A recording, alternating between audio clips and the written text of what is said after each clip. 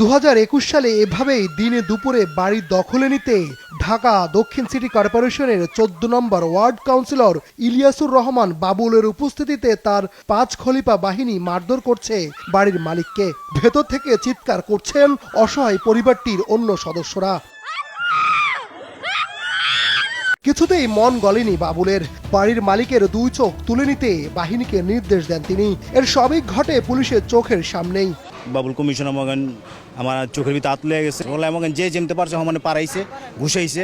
যখন এই কথার যখন চোখে আঙুল ঢুকা দিছে, তখন আর আশেপাশের লোকেরা দামার দাম মারতে মারতে মারতে মারতে রে এই রাস্তার ভিতরে একটা আদামরা বানা লাইছে। বাসার ভিতরে ঢুকে হামলা করে ভাসুরকে মারে, তখন পুলিশ দাঁড়ায় দাঁড়ায় দেখে। পুলিশ কোনো কিছুই বলে না, আমাদের পক্ষে আসেও না। 3 বছর পর 5 আগস্ট শেখ হাসিনা পালিয়ে যাওয়ার পর বাড়ি দখলে নেন মূল মালিক। তবে এবার রক্ষা পেল না ভুক্তভোগী পরিবারটি। কাউন্সিলর বাহিনী এবার হামলা চালিয়ে ভেঙে দেয় বাড়ির মালিকের হাত। আমার দেখেই দামার দাম মনে করেন 5-7 জন উড়ো দুরো মাইরা মুইরা, মানে 5-10 মিনিটের ঘটনা, মাইরা আমার হাত ভেঙে ফেলাইছে। 5 খলিফা বাহিনী, যার প্রধান হিসাবে রয়েছে বাবুর্চি শাহিন, আর তার সঙ্গে আছে আলমগীর ওরফে লাড্ডু, ফরাদ, বাবু ওরফে শাক বাবু ও রুবেল। আর শুটার হিসেবে কাজ করত মাসুদ, বাবু, মিথিল এবং মানিক। তাপস মিয়ার ক্ষমতা থেকে সে চলতো। অনেক রাজত্বের একটা পাহাড় মানে তৈরি করছে আর কি।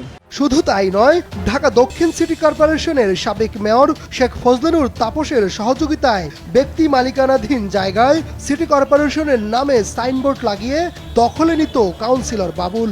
বড় অঙ্কের চাঁদা না দিলে বা বাধা দিলে উল্টো ভুক্তভোগীদের মামলা দিয়ে হয়রানি করত বাবুল। উনি আমার কাছে মোটা অঙ্কের এমন চায়, তো সেটা আমি না দেওয়ার কারণে উনি ওনার লোকজন নিয়ে আইসা আমার লেবার টেবার এখান থেকে এইগুলো সব ভেঙে দেয়। মানুষজন আইন না উল্টা পুল্টা কাজ কাম করে এবার নিয়ে ধৈর্য মামলা দিচ্ছে, উল্টা পুল্টা করে হেক্টার ধৈর্য। শুটার মাসুদ, বাবু, মিথিল এবং মানিক নিয়ন্ত্রণ করত বিভিন্ন ফুটপাথ এবং মার্কেটের চাঁদাবাজি। সিটি কর্পোরেশনের প্যাডে বেড়িবাঁধের টাইলস মার্কেট সহ বিভিন্ন স্থান থেকে তুলতেন চাঁদা। টাইলস মার্কেটে বিভিন্ন টাইমে বিভিন্ন ধরনের দুষ্ট লোক, সন্ত্রাসী লোক এদেরকে পাঠায়। এই যে আমি টাকা দিব না দেখা এই যে লোক যে এই নাম হলো, এর নাম বাবু, এই লোকজন নিয়ে যে আমার মার্কেটে যে অ্যাটাক করে। হাজারীবাগ থানা আওয়ামী লীগের সাবেক এই সভাপতি গড়েছেন বহু অবৈধ সম্পদ। ঝিগাতলা বহুতল ভবনে আছে বাবুলের টর্চার সেলও।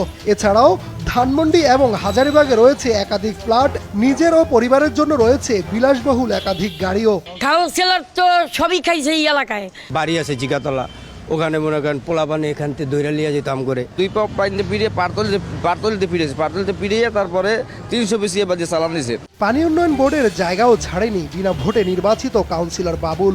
দখল করে গড়ে তুলেছেন রঙের কারখানা এবং মার্কেট। এখানে বেরিবাদের জায়গা দখল করে রাখছে সবই কাউন্সিলর। তার শক্তির কথা, তার রাজনীতির কথা এই এলাকার কেউ নাই যে জানে না।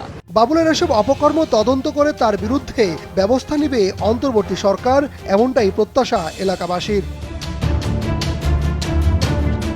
মাইনুদ্দিন আরিফ, দেশ টিভি, ঢাকা।